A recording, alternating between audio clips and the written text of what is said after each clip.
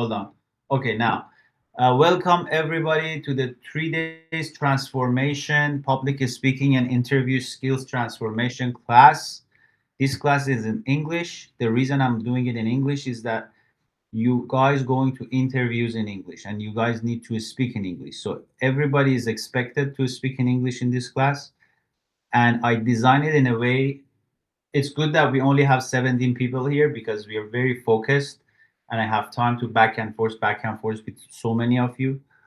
And the way I designed these 3 days, there are lots of practices and exercises that you need to do after every course. That's why the first 2 days are back to back, but the third course, the third lecture is 1 week after. So you have time to reflect and go back on what you learned in the first 2 days. That's how I structured. So if you don't have any question, I would like to jump into the slides, and then we go from there. Okay. Slideshow. Everybody seeing my slides? Perfect. So first and foremost, I always read the safe harbor statement. This information, guidance, and strategies shared in this community, its courses and live sessions are for educational and informational purposes only. We do not make any guarantees regarding a specific result, job placement, income, or outcomes. Your success depends on your own effort, action, and circumstances. By participating, you agree that we are not liable for any decision, actions, or result you experience. I hope everybody agrees to that. And with that being said, let's start that interview skills transformation. I'm gonna help you go from nervous to natural in just 3 days, as we do. So, what you gonna learn today? This is a day 1. I'm gonna talk about the psychology of interviews, how you should go from nervous to natural, and this is not a class, guys. This is the start of a journey, similar to the other courses that you took from me, and it trans it changed the way you think. This is exactly the same. So from after these 3 days, you will walk away thinking differently about life in general, about how to, because I talk about critical thinking, guys. I don't know how many of you are familiar with critical thinking, but we'll get to that. Critical thinking is the most important skill that you can ever learn. And that's why people needs to take GMAT to go to MBAs. That I think all those people who come out of MBA program, the only skills that they have that others don't is the critical thinking. And the critical thinking is required, is one of the most important requirement of the GMAT test. I've done the GMAT, and I think I was a changed person after doing GMAT, because before GMAT, I didn't know critical thinking. After GMAT, I learned critical thinking. And that critical thinking is everything. So we're going to talk about that too. So, why should you listen to Alex? For those of you who don't know me well or haven't been to my other lectures, why not listen to Alex? Because I was one of the top HR consultants at PwC. Actually, we won the best team award in entire Canada. And that is my team. That is our team. That the picture is there. We've been all from different countries, from Hong Kong to Ukraine to Morocco to China to Vietnam to Canada. You see me on the right, from Iran. So we were the best. We were recognized as the best team across PwC Canada, and I, I moved on to KPMG. So I'm a HR consultant. I know these things by heart. It's I've been doing this more than 10 years, and beside that, I'm a super networker. I've won many sales awards. I'm a salesman. I'm a networker, and I know networking. It's my hidden talent. It's it's in my DNA, and I was lucky to be able to be founder of with many corporate Toastmasters club. This one is Lafarge Holcim, the one on the bottom right that you see. I've added those pictures to the live calls. I created a Toastmaster session as well. And I'm a recognized person by Toastmaster International. They know me very well because incorporating corporate clubs is not easy. And it's a very, very high achievement in the Toastmasters world. And uh, after that, I became the president of PwC Toastmaster, and I'm a founder of this beautiful breakthrough elite community, having all of you around. So, and this is a bigger picture of our team back then. This is from old times. And as you know, I was, this is the team that I put together.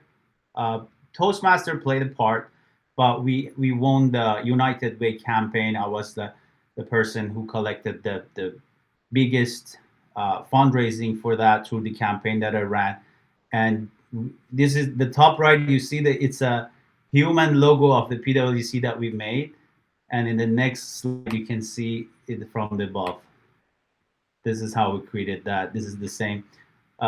We spent the long weekend, 3 days, 3 nights at the. We hang out with the PwC CEO at the time, and all these doors were open to me because I was taking a lot of contributions to different clubs, community clubs. As I always say, guys, you need to be very active. You need to volunteer a lot. You need to go to different clubs. Start with Toastmaster. So let's jump back to the real problem. What is the why most people fail interviews? Because they prepare answers, not energy. It's funny. Yesterday, last night, I tried to surprise one of our members. He kept messaging me for a few days, and he had an interview today this morning. So I decided to, because I cannot respond to everybody's messages on DM, and I decided to surprise him. So you guys put your phone number when you enter the community. So I had his phone number. I started calling him, and he was surprised. You can go watch the video. But what I realized, he had memorized some answers. When I tested him, he couldn't even speak properly about his jobs, about his tasks on the current job that he claimed to have. So the first thing that you need to learn, you don't prepare answer, you prepare energy. It's the energy that you take with you. It's not about answering wrong or right. It's about the energy that you create. Imagine you're having a date. It's exactly the same thing. You want your energy. If you guys get stressed in any situation, you will mess that up. Be it an interview, be it on a date, be it visiting a family member on a Thanksgiving, wherever you go. If you're stressed, you mess up that situation. So the first thing is that you need to learn to have your energy up. I'll teach you a little trick. Before interview, outside the office, do some push-ups. Find a quiet space, do some push-ups. Push-up will bring up your energy. Okay, so in any situation, we do it in the sales meetings. Like as I told you, I've been doing sales a lot on my. I'm making deals a lot. I love that. And like before any sales meeting, we do push-ups because it brings up the energy. You know, even before these meetings, I should start doing push-ups. I didn't do push-ups today, but if I do push-ups, it's I cannot do it here, but it gives me energy. It release some sort of increase the speed of your blood, and it will create some sort of uh, bigger energy in you that you think that you own this space. So that's very important. Always exercise, do something before going to that. And again, in my yesterday's talk with Aryan, I realized he is not selling his experience value. He's trying to sell his experience. So you need to learn to talk about your values, not experiences. This is very different.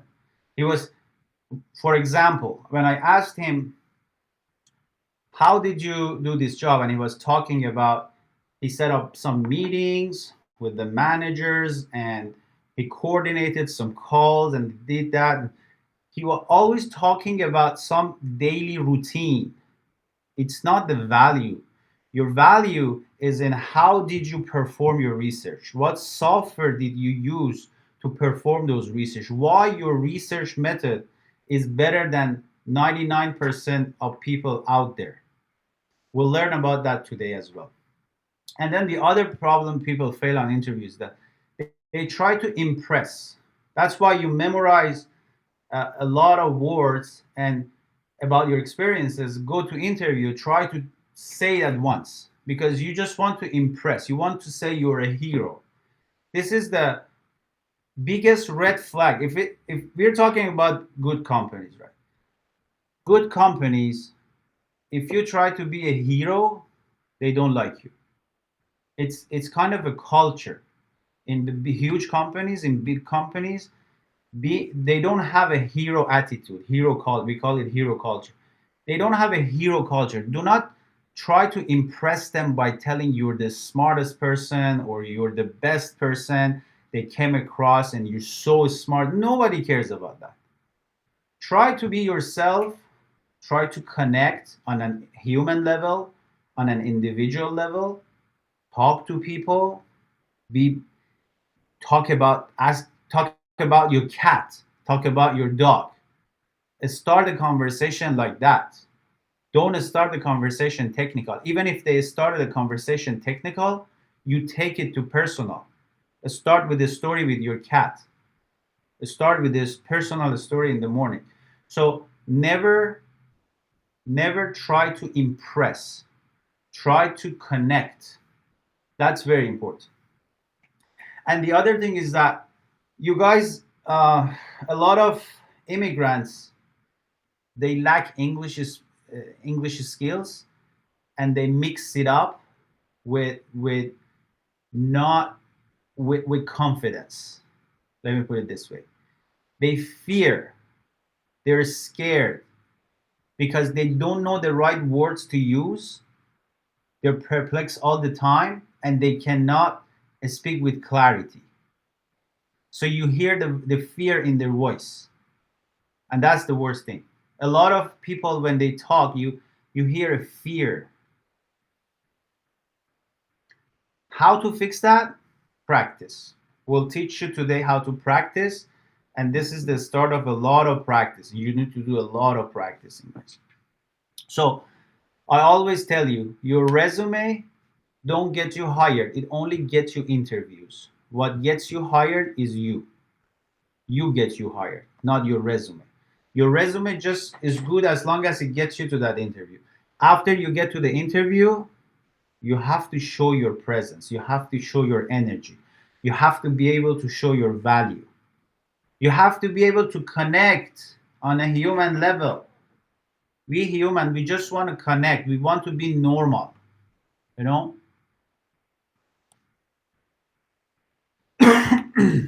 Excuse me. So, today we'll learn how hiring manager think and how they make decisions.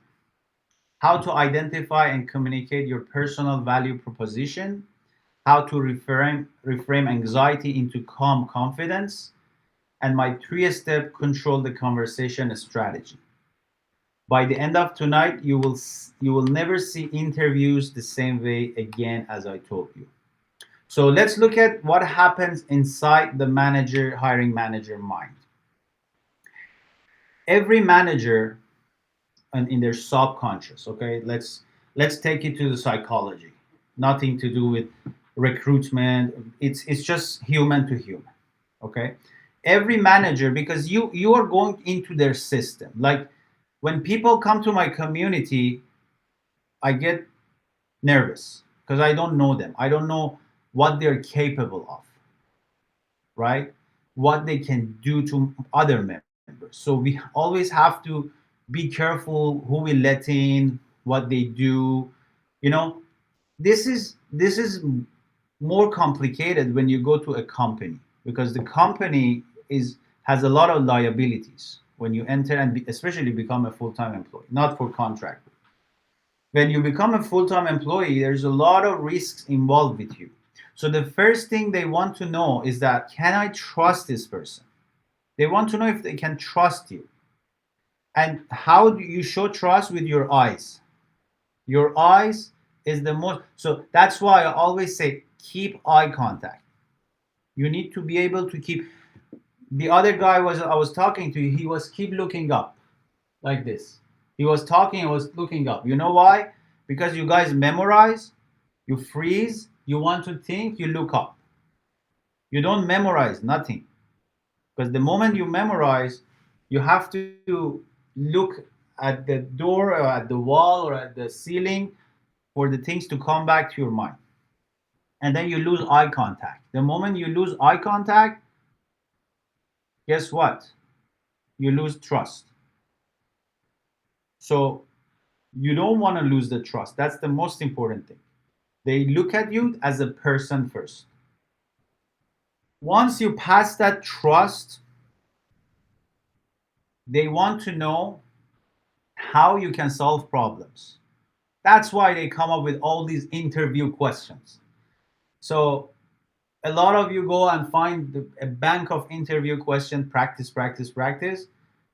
But if you look at it in details, all of those questions is just to prove to the hiring manager how are you able to solve their problems and solve their problems fast. In this word, how you solve this problem fast. That's all you need to prove to them through your stories, not through direct selling, through stories. And then the last one, as I always tell you, they work with you 8 hours a day. Can I work with them every day? You need to smell good. You don't need to have a bad mouse. The worst thing that you can have is you have a bad mouse when you go to an interview. A lot of people don't pay attention. They go with a bad mouse, they open the mouse, reject it. I cannot handle that 8 hours a day. Come on. So you have to be proper. So interviews are not tests. They're emotional trust exchange. How can you exchange trust? The reason that you guys are here because you trusted me. How did I exchange my trust? I had the opportunity to exchange trust with you on Instagram videos, on YouTube videos, through my lectures in the community and the DMs. I had time, right? But you don't have much time. You have 20 minutes, 30 minutes, maximum 1 hour. That is your time frame. You need to exchange trust. So remember, trust is the most important thing. How we create that, the first step, there is an interview identity framework. You always draw two circles. Okay, this is your first assignment. Your reality and their perception. The overlap is your interview identity. And then you add a prompt. How do I want them to remember? Okay, I prepared an identity sheet for you, and we're gonna do a practice today together. So in this identity sheet, you reflect on your reality, which you need to. There is a, when you go to Day1, there is a document, Word document. This one you can download and type it for yourself. So you need to come up with your three top strengths. You need to write what drives me professionally about yourself. What drives you professionally? So in a work setting, what drives you? Who knows? Anybody knows the answer to this question? Raise your hand. I want to know. If you answer, then I answer for myself. What drives you professionally? Hassan, come up. Yes, I think how to manage a conflict. It's be professional. So, so if you manage a conflict, you Yeah, think that it drives you professionally? yeah. I think the soft skill that you mean. Anything that drives you at work, anything that keeps you motivated. That's the question. So, what drives you professionally? What At work, when you go to work, what keeps you motivated? What is that? It's something deep down every person. Okay, you need to find that. You need to know that. Kayvon,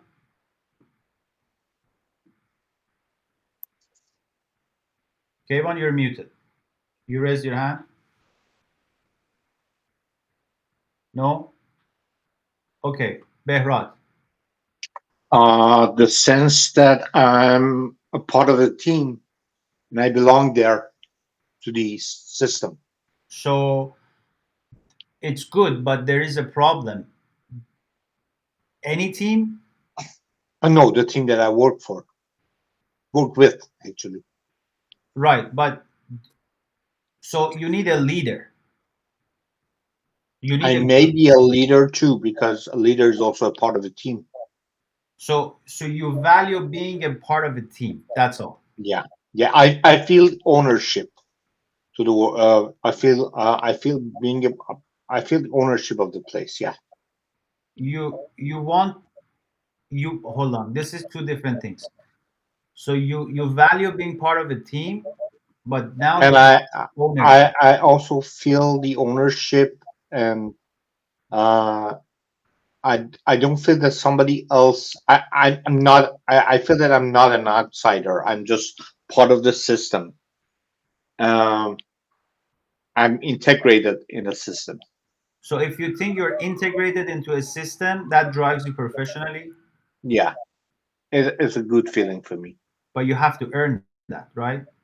Yeah, of course. You have to go into the system to earn that, and you have to work hard. But this question is different. This question is that why? So we'll get to that. There is a three why step. Okay. Then when we get to that, I want to talk to you again because that's Okay. how we get to the roots of everything. Okay, Zara, did you want to answer? Because I want to move on. There's so many slides I have to talk about.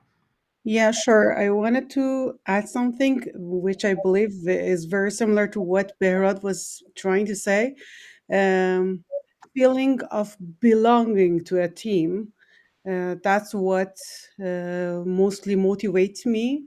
And also feeling being appreciated and acknowledged within the team. Okay, that's much better. Sense of belonging. We call it sense of belonging, guys. So sense of belonging drives you professionally, and being acknowledged also drives you.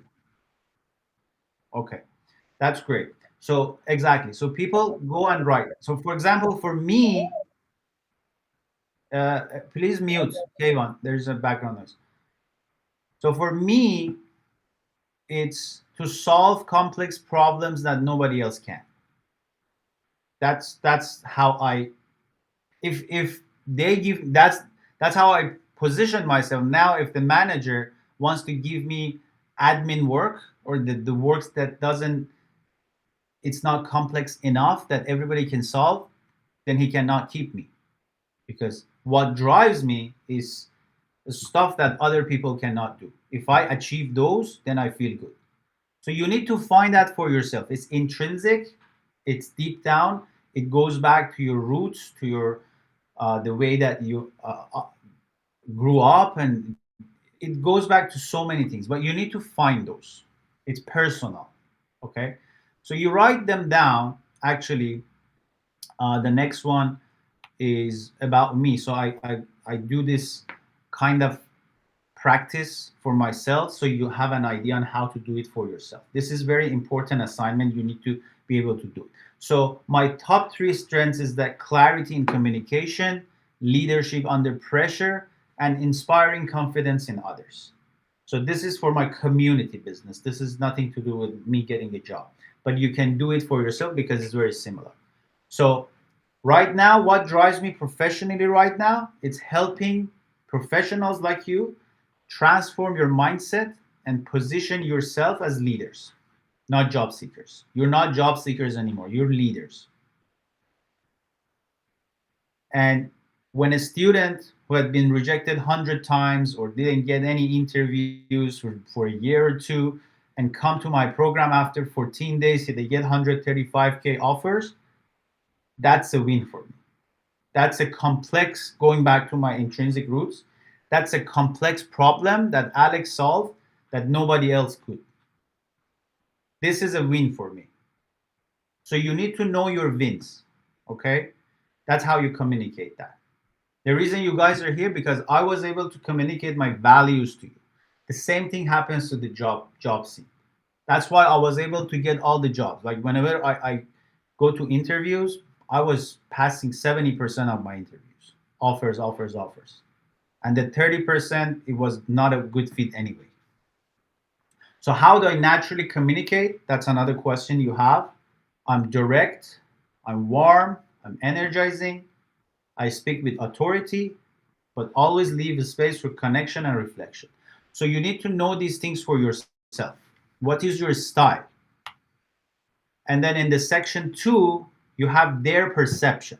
So every interview, you change that perception. So the first part that stays the same for you. But the second part, depending on the company you go interview to, you have to change it. Okay. So for example, the company we're talking right now, it's the community, the breakthrough community, the students here. What do you guys value the most? Authenticity, clarity, and real results. You want transformation, right? You're tired of theory. Theories, you go to YouTube, there's a bunch of theories. You go to other classes, bunch of theories. We're done with theories. It's all about action and transformation. So what do you need from me? You need insight, you need a structure, you need the ability to turn complex psychology into practical strategies that you can apply immediately. Exactly what I teach you in these classes. How do you want to feel after meeting me? You want to feel empowered, confident, seen. You want to be seen. You want to be ready to take bold action toward your next breakthrough. And common perception I need to shift among the people that I deal with is that success is only, everybody thinks success is only for lucky or connected. آشنا داشته باشیم. And I'm changing that. I'm teaching you that connection is not about being connected. Connection is about putting the work, active networking, providing value, giving value, having the right mindset, and having the right support group will give you the connection that you need. So it's not about luck or being connected through family members. It's about putting the work. This is the perception that 99% of people have, especially Middle Easterns who immigrate, because they are used to a culture of being connected. But North America is totally different. Nobody was hand given opportunities here. Everybody immigrated to become successful, to work hard, to work their way up, and that's how it is. And then section 3, you overlap these two. It becomes your interview identity. Okay? And then you write it. Your interview identity in one sentence. For me, it's a visionary coach who brings clarity, energy, and strategy to help others rise with confidence and purpose. 3 traits I want you to remember me: authority, empathy, and precision. My signature energy in interviews, be it with you or new people who wants to join the community, I'm commanding, but I'm calm. It's the kind of good cop, bad cop presence that invite trust and inspire immediate belief, which I think most of you have gone through. And everything changes the moment you decide to rise above fear. The biggest problem everybody has: fear. Fear is holding you back. And I always say, you don't have that interview yet. You don't have that job yet. What are you afraid of? You don't have it. And you go to interview, you still don't have it. Then why you freeze? You didn't have it. You weren't frozen 5 minutes ago. You walk into that room, you freeze. Same situation. You didn't have the job then, you don't have the job now. So get over your fear. There's nothing to be scared. So we get to confidence formula. Confidence is preparation, control, and emotional presence. You need to know your triggers. Okay, number one, you need to know your triggers. Is it voice? Is it body language? Is it in your thoughts? You have to be aware of this. And confidence is not luck, guys. It's a formula. Every CEO, every great performer, every communicator, they they use it. They use this formula. They go prepared. They control the situation. They control their emotional presence. And then number two is mental rehearsal to prime confidence. What does it mean? Mental rehearsal to prime confidence. That means if I want to say something about myself, if I say it the first time, I suck at it. If I say it 10 times, I still suck at it, but I suck less. If I say it 100 times, I suck even less. If I say it 1,000 times, then it becomes natural. I keep saying it without even thinking. That's what you need to do. You need to know what you practice, very important, because a lot of you don't know what you need to practice. You just go to interviews without any preparation. You need to know what you want to practice, only practice that, but practice it 1,000 times. When you practice what is right and what you need 1,000 times, it becomes like a second nature. You don't even think about it anymore. When you research that company, when you research the company's story, how many of you have gone through interviews without researching about that company? Raise your hand. Have you ever been to an interview without researching about a company? That's the most desperate way to go to an interview because you just want to go to get that job. I've never been to an interview without memorizing every single line on their website. Whenever I wanted to go to an interview, first step, company website, about page, what they're doing, what is it about, who founded this company.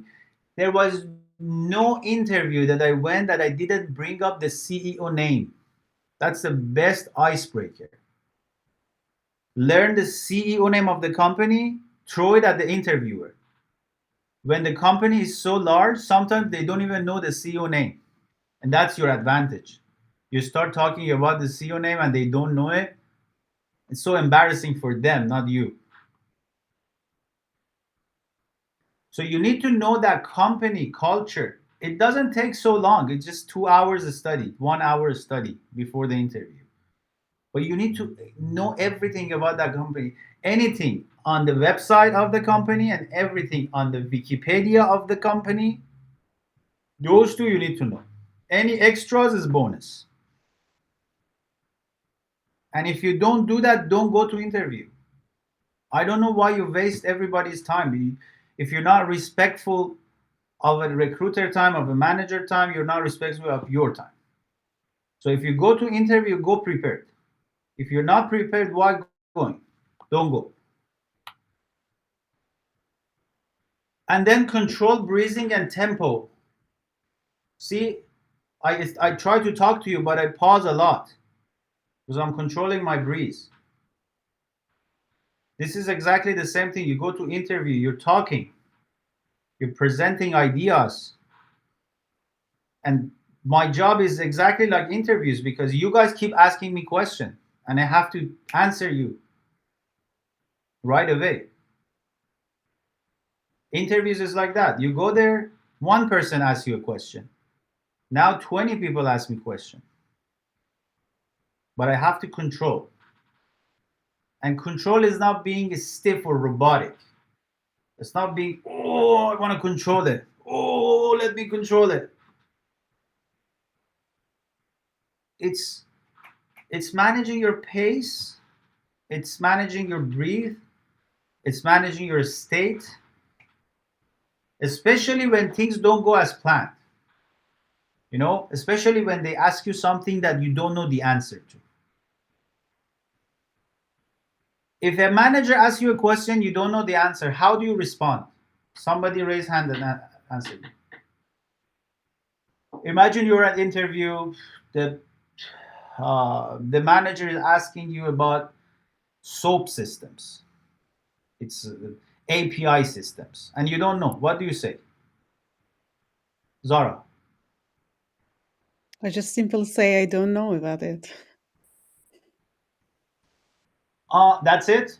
You say I don't know. If I have a few ideas, I would try to mention that. But Okay. if I absolutely do not have any idea Oh, about that, you absolutely do not have any idea. How do you handle the situation?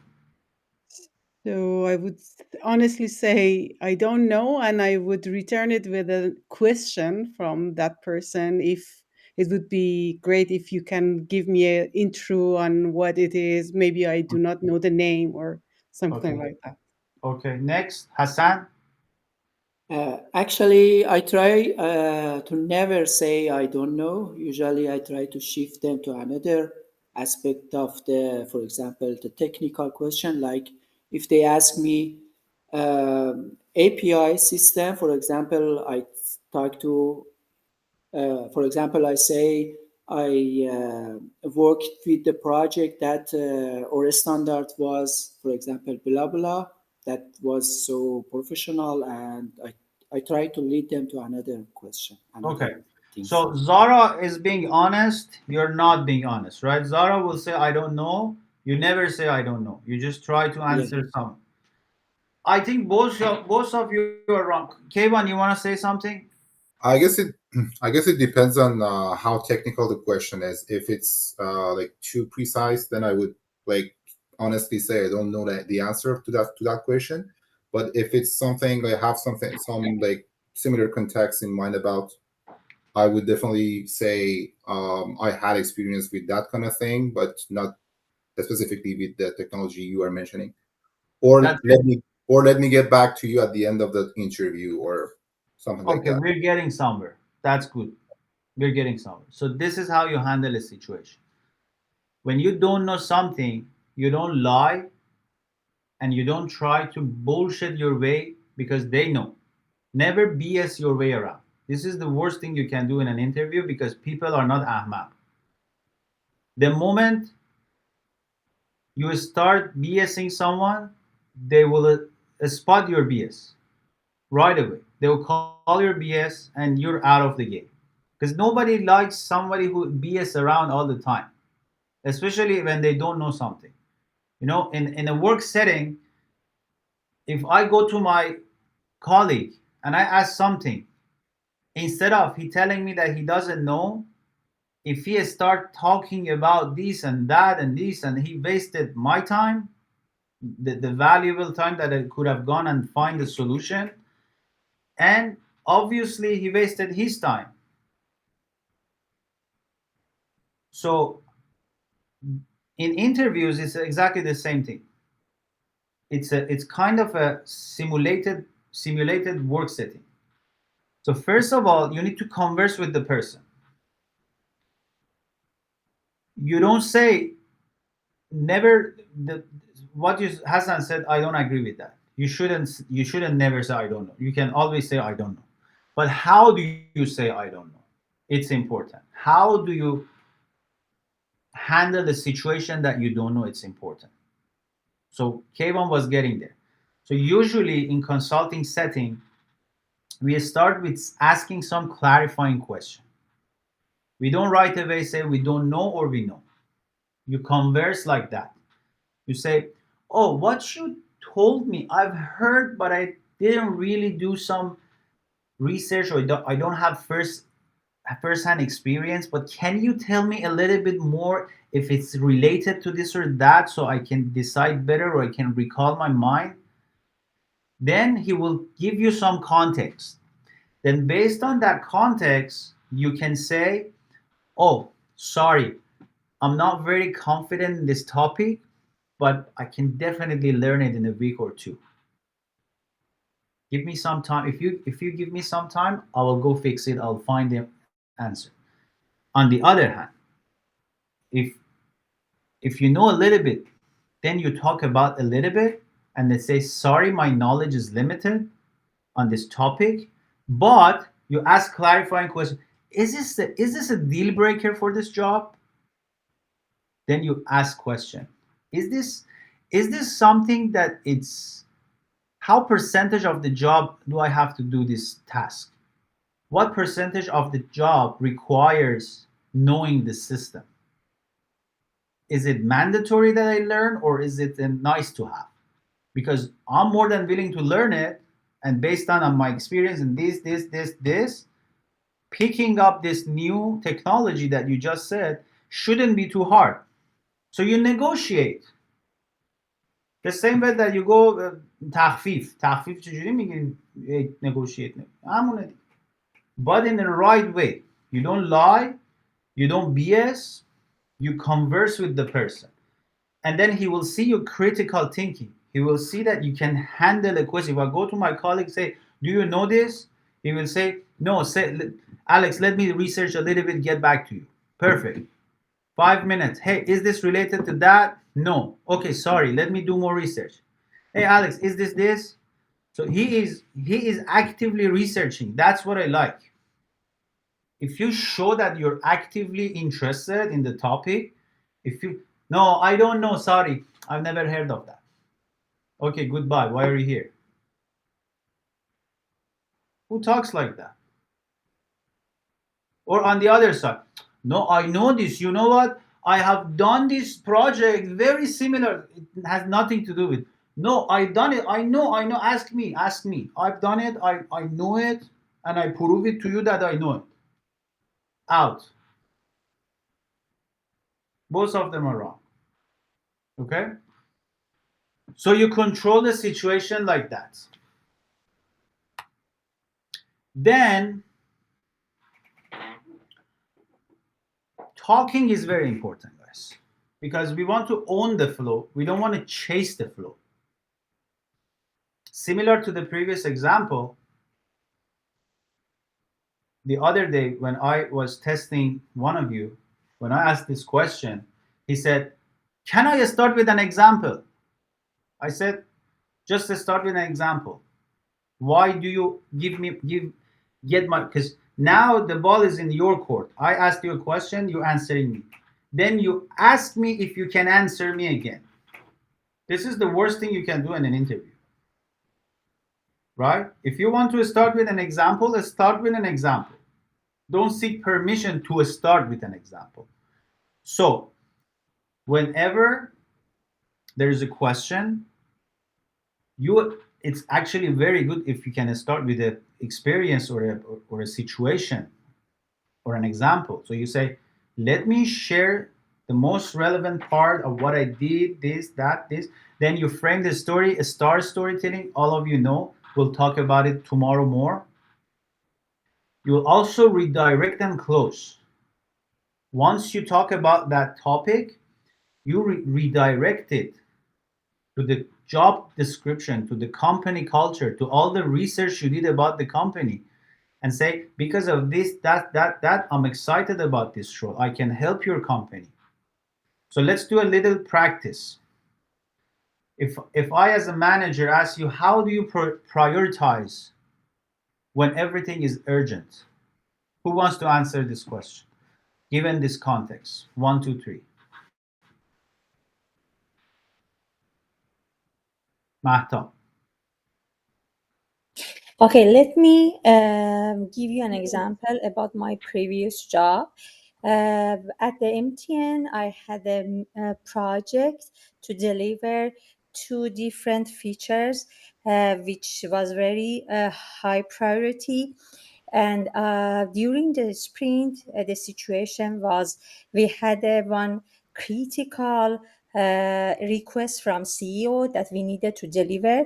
I called one triage meeting with PO and all stakeholders to calculate the requirement effort for the when this new request. Also see how we can reduce the product backlog, and we make a decision and agreed with all stakeholders to shift some of the user stories from the sprint and deliver the new one. The result was we delivered 90 percentage of all user stories with no business impact. Okay, that's great. Loved it. Seems like you were kind of prepared for this kind of situation. The content was good. You started with the let me tell blah blah. You said talked about the star. How did you manage with different stakeholders?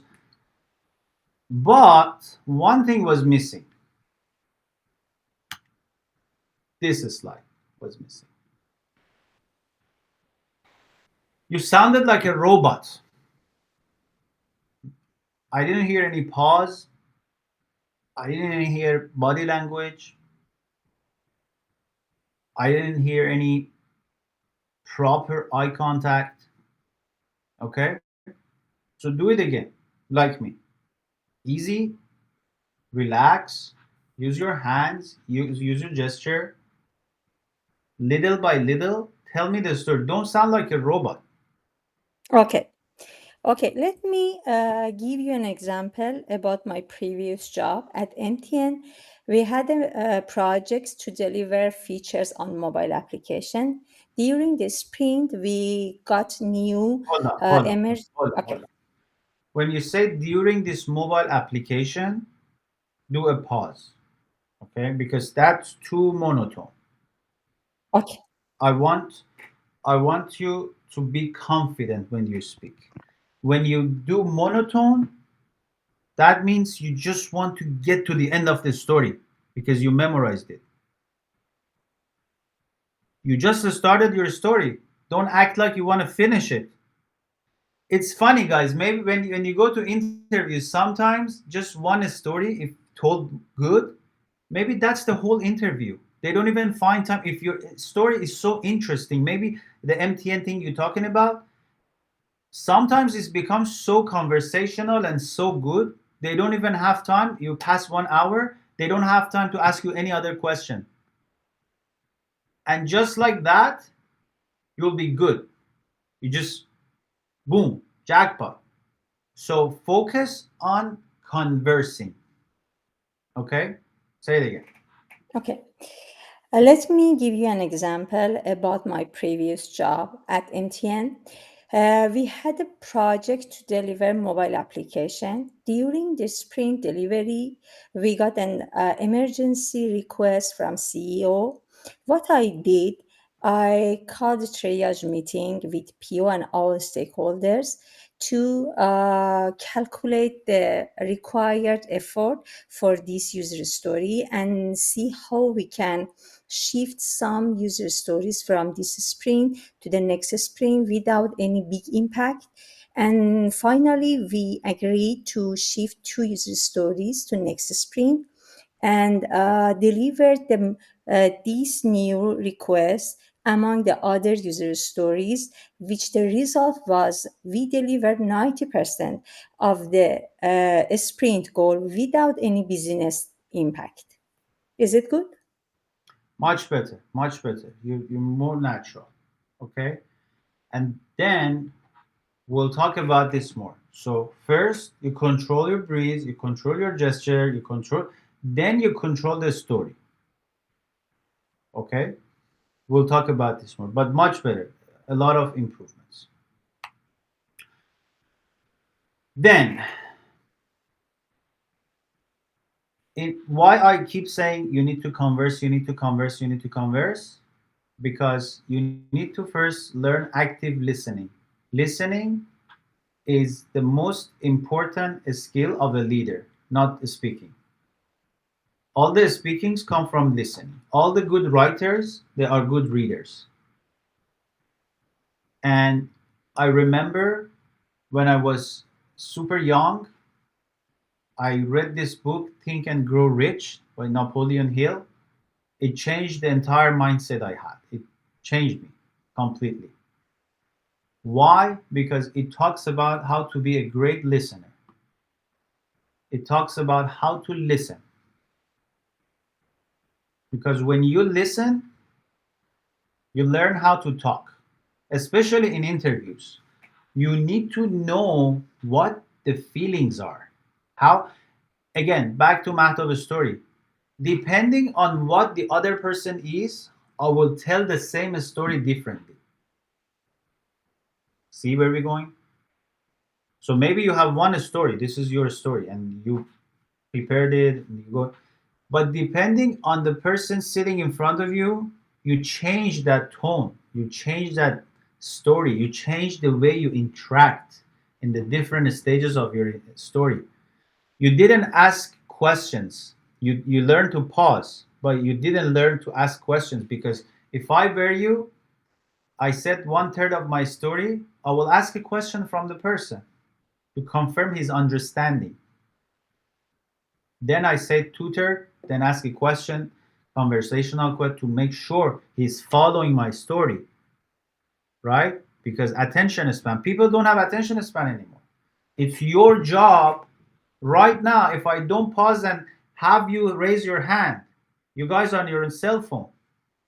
You're texting your friends, you're scrolling Instagram, watching my videos on Instagram still because I post so many videos. The moment you go there, you see me. It's AI on my app now, guys. There's a AI, two AI, one post, one answer people from today. So I removed myself from my Instagram. There's one AI posting every day, another AI answering people. So that was a joke, obviously, not the joke. It's true, but the joke was that you're scrolling on Instagram, you're paying attention here, but I keep mentioning you. I keep calling you. Say, do this, raise your hand, listen to me, do that. Why? Because I don't have to expect you to pay attention, even that you paid a lot of money to be here, even that you spend your 10 p.m. or what 7 p.m. if you're in West Coast, 10 p.m. if you're in East Coast, you're spending your night on this class. I can still not expect you to give me your 100% attention because you have a cell phone, right? So it's my job to get your attention to teach you. Same thing. You go to interview. It's your job to get the attention of that person. How many? Mahtab told her story twice, right? How many of you still don't know what Mahtab did? Raise your hand. Be honest.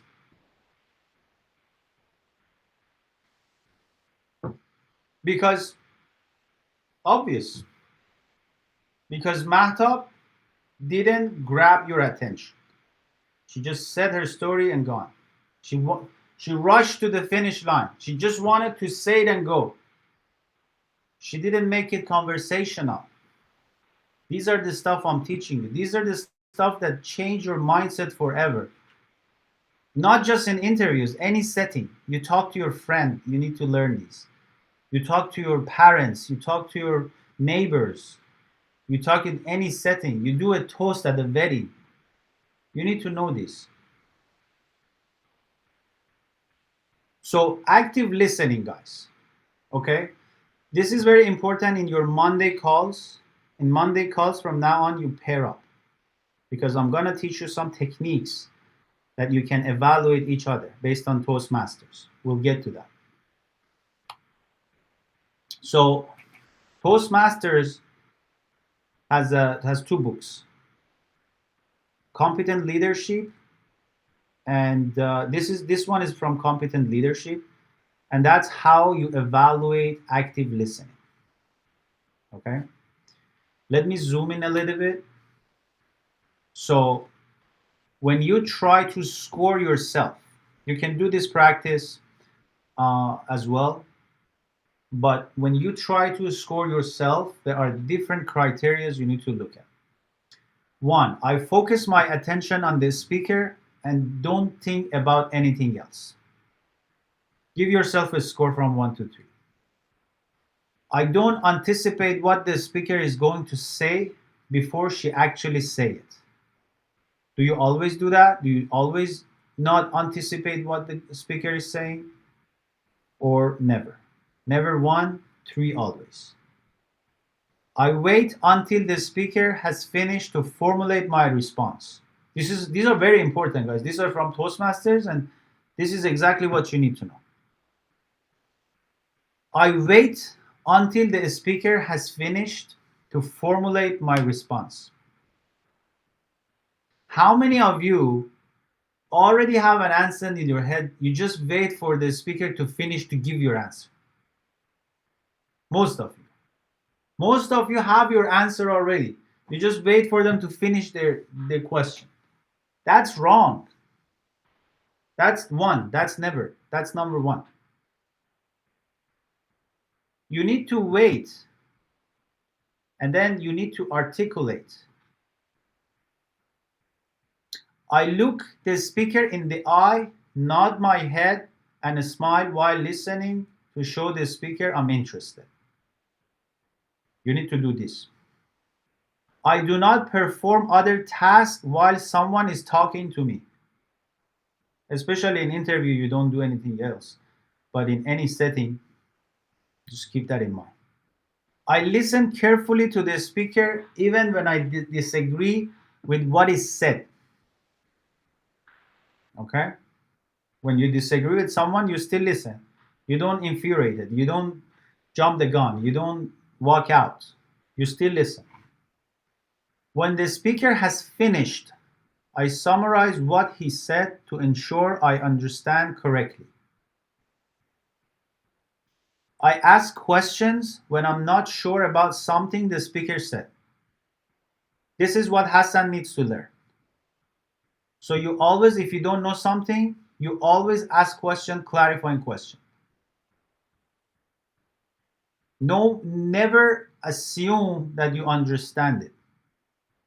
Even if you think that you understand it, always double check. So based on these, you can add yourself a score. If you scored between 20 to 24, you're an excellent listener. If you're less than 21, you need work. So listening is very important. And these are some of the ways that you can evaluate your listening. So I'll put this in the classroom so you can have it. It's from the Toastmasters book. And these are some tips and tricks about active listening. So keep an open mind. Avoid making assumptions, what I just said, and judgments before the speaker finishes. No assumptions, no judgments. Wait until they finish.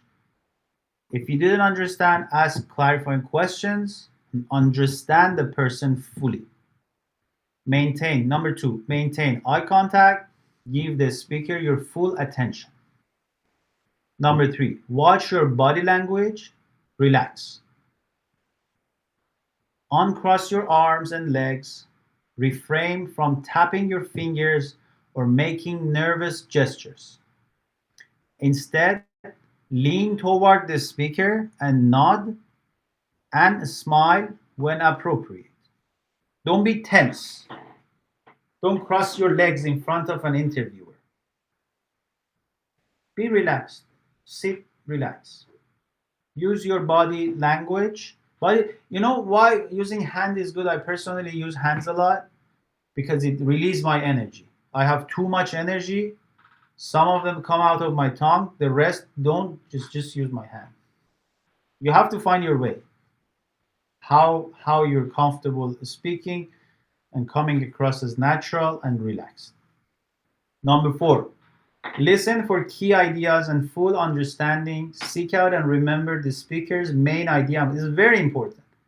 Always remember a speaker's main ideas because that's how you keep a conversation. If you don't remember what is being told to you. You cannot keep a conversation. Very important. Especially as a newcomers, you guys probably don't understand 100% of being discussed. You're listening, grab 70 to 80% of the conversation. But from that 70 to 80, you need that 10%, which is the main ideas. If you grab that 10%, you can keep the conversation going and impress the person. You only need 10% because you don't understand 30% anyway if you're so newcomer. But look for that 10%. That's why I see people who don't speak English well, but they are confident and they are smart, they get great jobs because they know what to look for.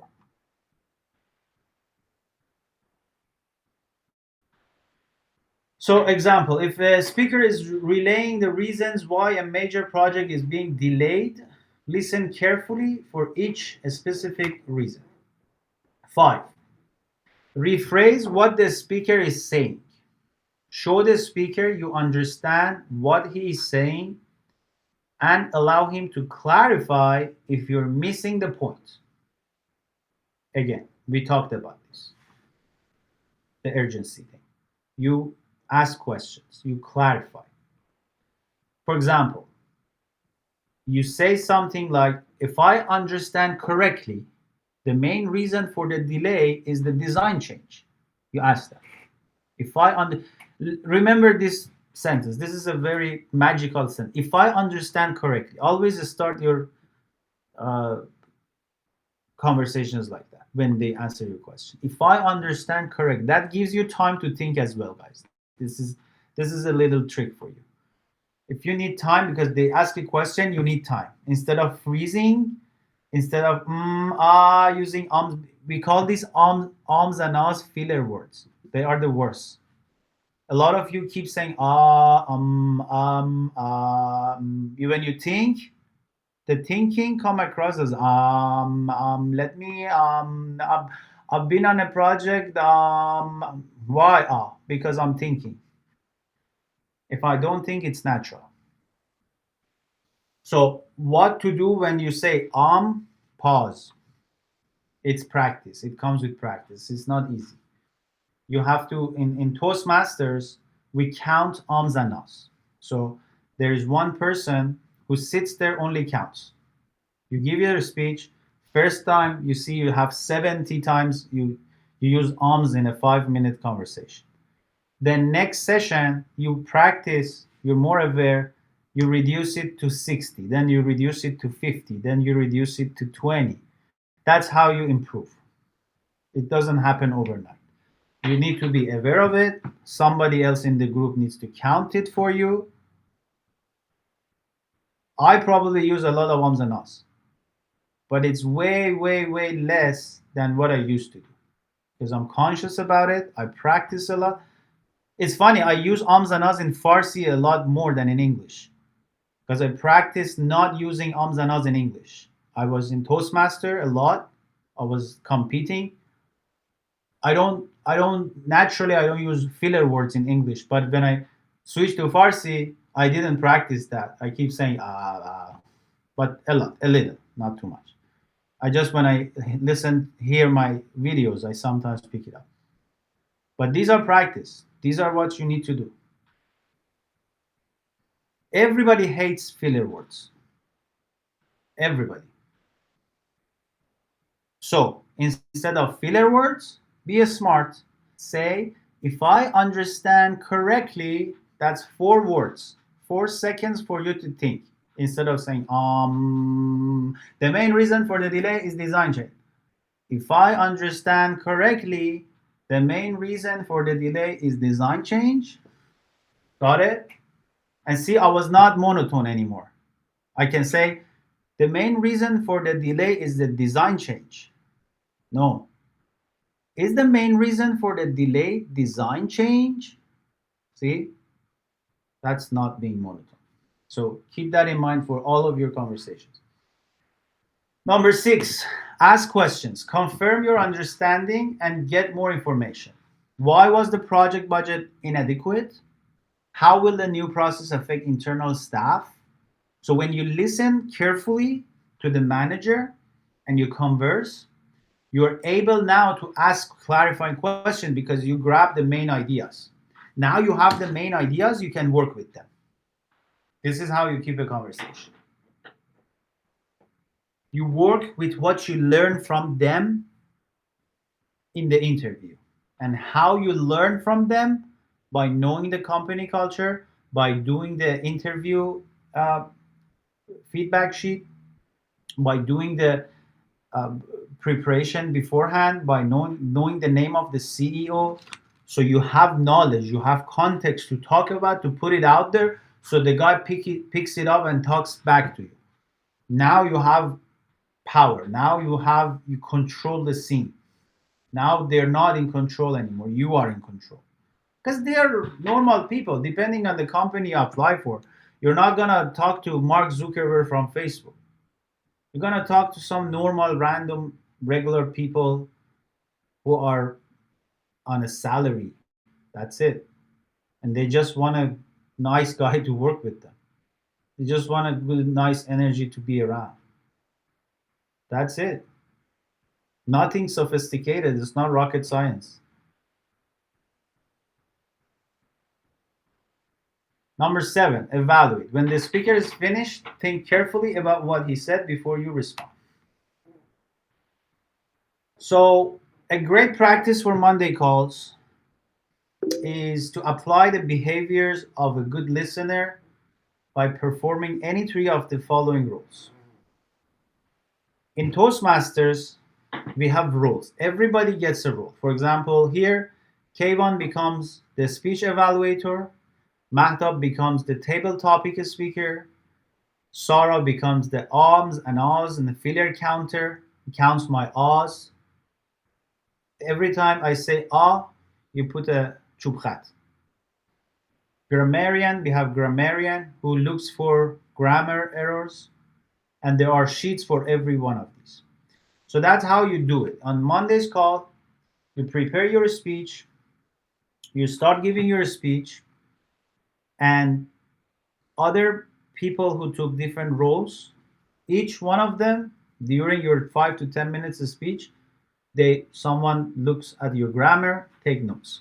Someone canter, take notes. Someone a speech evaluator, which we have a form, take notes. And then the next person goes gives the speech. Then those people will do the same. At the end, those people will present their finding again on a public speaking method. So this way, everybody gave a speech. A speech evaluator, she's going to give a speech about how Kayvon did, how Alex did, how Sarah did. So you need to give a speech. The all counter give a speech. How she counted the arms and ahs, how many arms, how many was, whatever. The grammarian gives a speech. So that's how you guys rotate and give a speech. Two people volunteer to give the speech, prepare the speech, and then the rest, everybody picks one of them. Speech evaluator, and then we have table topics. I'll talk about table topics later. Or let me do it now. So no, actually we have a slide for it. So I'll get to table topic later. So a speech evaluator. What a speech evaluator does, looks at what? The speech evaluator looks at this. Engage the speaker using eye contact and other non-verbal behavior to show interest. So rank you, outstanding, average, needs work. The speech evaluator devoted her entire attention to the speaker and did not perform other tasks while a speaker was talking. Rated. The speech evaluator summarized the content of the speech and repeated key phrases from the speech in his or her evaluation. And then again, assess the speech evaluator behavior as a listener. What specific behavior demonstrated that the evaluator understood the speaker's ideas? Did the evaluator remember the speaker's main topics and ideas? So see how interesting these Monday calls can become when you follow Toastmasters guideline. Two-person come prepared, they talk about their stories. Other people, they are volunteers to evaluate those person, and then they get to give a speech, and now you are evaluating them. This way everybody gets to talk. That's why Toastmaster is so powerful, guys. It's a non-for-profit. It's interesting. It's a non-for-profit community, but in every neighborhood there's a bunch of them, because it gets people to actively engage and do stuff. Then we have table topics speaker. Okay, similar to that, I will leave this to you to study later, but similar. The speaker listened politely to all other topic speakers. The speaker devoted his entire attention to topic master and did not perform other tasks. And then the all counter devoted time attention to all the speaker. The all counter reported clearly demonstrated that he or she listened intently to all the speaker. The all counter body language clearly demonstrated that he or she listened to all the speaker during. I want to get to the slide for, and then we have same for grammarian. Where is my table topic? Oh, okay. Let me tell you what table topic is, and then I think I had a slide for it. So table topic is your ability to think off the feet. Okay, so you're presented an idea, you're presented a situation, how fast you can think about the situation and answer back. In Toastmasters, we have something called table topic. At the beginning of every session, a few people volunteer and they want to uh, be the table topic master. We call it table topic. So there are a few questions. You write your questions on, let's say, it's a piece of paper. You put all the questions there, and people will pick. It's a draw. They pick those questions randomly. They go stand in front of the crowd. They take the question, open it. They have 30 seconds to 1 minute to read and prepare the answer for that question. And they have I don't remember the exact time frame. There is time for it.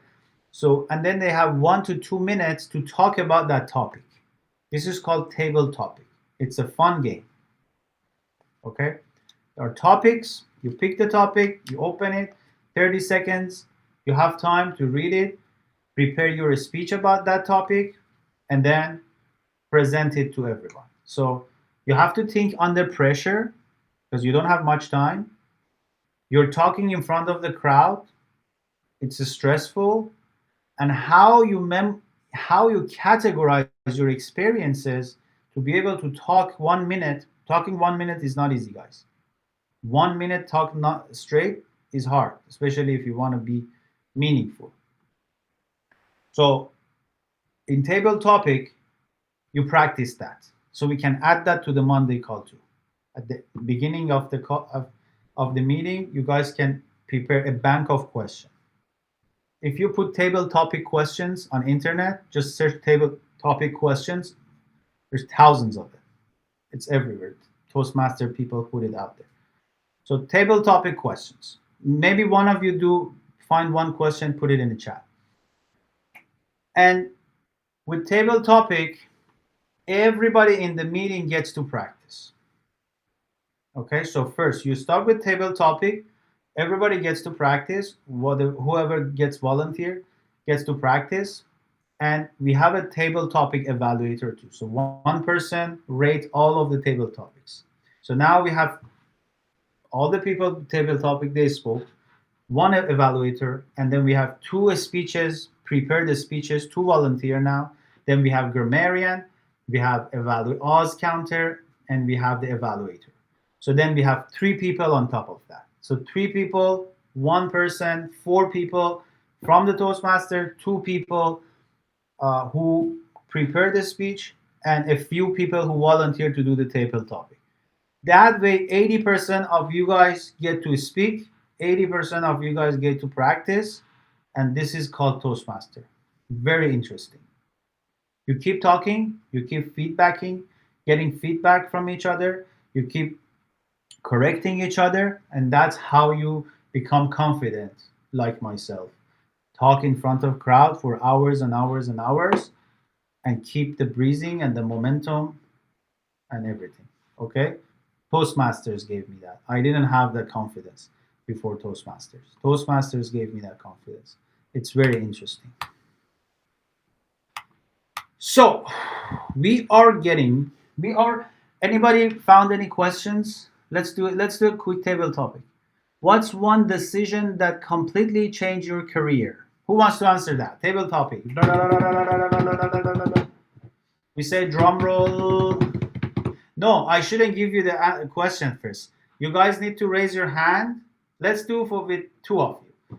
I need two people, two volunteer. Raise your hand. Then I will find a table topic question. I put it in the chat. You answer.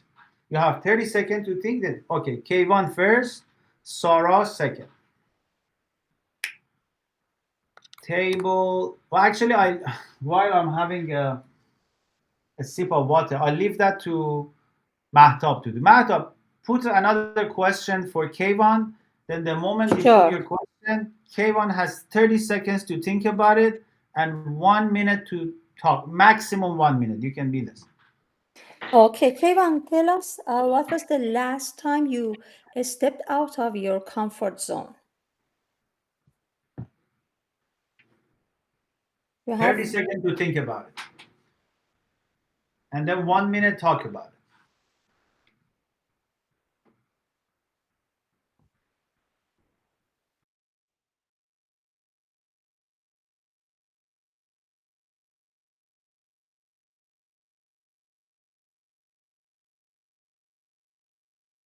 Okay, can go.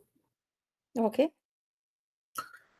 Last time I had, um, I've been in a position or a situation that like brought me into a struggle was, I think, the time I was trying to career switch from mechanical engineering to data science and data engineering. Happened 4 to 5 years ago. At that time, I didn't have experience and also the connections I needed to land a data job. Uh, that took me at least 2 years to study the domain, try to connect with different people, and study on my own, like spare time. At the same time, when I was doing my master's in Concordia University in mechanical engineering, writing my thesis, and also working at the same time. I think that was something out of my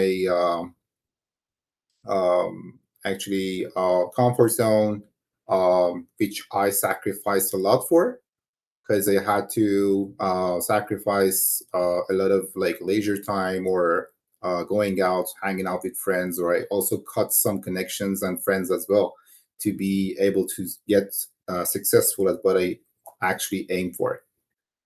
Thank you. Okay, One one minute minute, and 1 minute, 20 seconds. Okay, I'll do the stopwatch this time. So, guys, rate K1's speech from 1 to 5 in the messages. We'll do the proper evaluation later. This class is not for that. We have to do the proper evaluation. By proper, I mean we have to follow those checklists on the ums and ahs he used, the grammar he used, the pauses, the tones, the um, the flow of the story. So you need to learn that. That's why I say listening is very important because you need to learn how to evaluate other people. Only then you can practice your own public speaking and be better at it. Because if you don't know what to look for, how are you going to fix it, right? So now you have some ideas of what to look for in Kevin, right? He used a lot of ahs, he thinks normal. But during time, with time, if he is conscious of it, only if you're conscious of it, you can fix it. If you're not, if nobody tells you, you don't know. You keep using ahs and ums. But if you now you're conscious, now you use it less. The moment you want to say ah, you don't say it. Out of five, you say three, then you skip the two. Okay. So next person, who wants to go next? Oh, Sarah wanted to go. Mahtab, give the question. Okay, Sarah John, let us know what failure taught you the most valuable lesson. Pardon, one more time, please. You have 30 seconds to think. What failure gave you the best lesson of your life? Most valuable Most lesson. valuable lesson.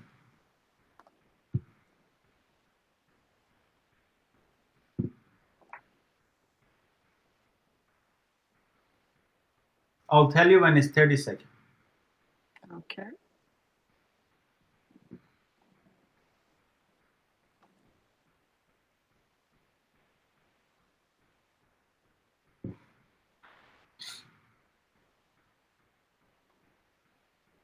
5 seconds left. Ready? Three, two, one, go. So among the failures that teach me a lot of things during 4 decades of living, I think that maybe the one thing that is really learned, Come closer. Your voice is not clear. Something wrong with the I think mic. maybe, I don't know why. Much better. Much. Hear me now? No. No. Maybe come closer. You're muted. Now, Say something. can you Yeah. hear me? Okay, about my failures. I think like any other people that encountered a lot of failures in work to learn and improve ourselves, the one thing that is really um, pushed me to learn how that negative impact in my life is that the failure of accepting something without thinking about it and without the power of saying no, I cannot do that. So it was the biggest failure in my life, and I learned and try to learn and try to fix to try to fix it to learn how to say no before accepting something, before just show my qualification and do something that by the end of the day it's always push me back and try to make me in a bad position and understand it I'm not a powerful person, and so I have to say no. Think first. Okay, that's it. 1 minute. Okay. So why timing is important, guys? Because when you time yourself, you structure your speech. Okay. You know when to start. You know when to summarize. When you start to summarize. When you say the most important part of your story. So everything comes from categorization. If you don't have a timeline or a stopwatch, you never had a good story because you don't know where you're gonna start, you don't know where you're gonna end, you don't know how much time you have to talk about your main ideas, the key points. When you time it, okay, I have 1 minute. I have to start here. I cannot focus on these two anymore. I don't have time. Then I have to say these two. Then I have to summarize and finish my speech. Right? Any more volunteer? And Madhav John, please put the question in the chat so everybody sees. When you say it, some people don't remember. Who wanted to go next? Okay, Hassan. When you're ready, put the question in the chat. Madhav, put it in the chat. You're muted.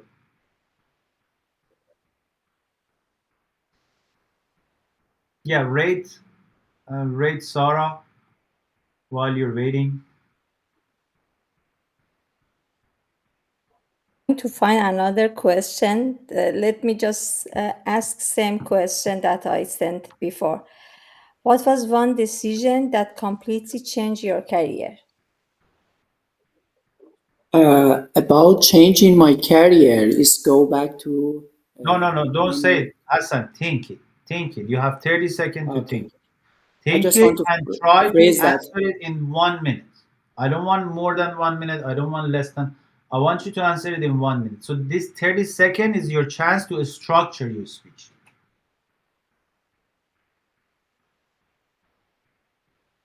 Okay? 3 minutes. 3 seconds. Okay. Go. My major at university was computer engineering and also industrial engineering. I'm capable to learn new software and also have good experience in programming.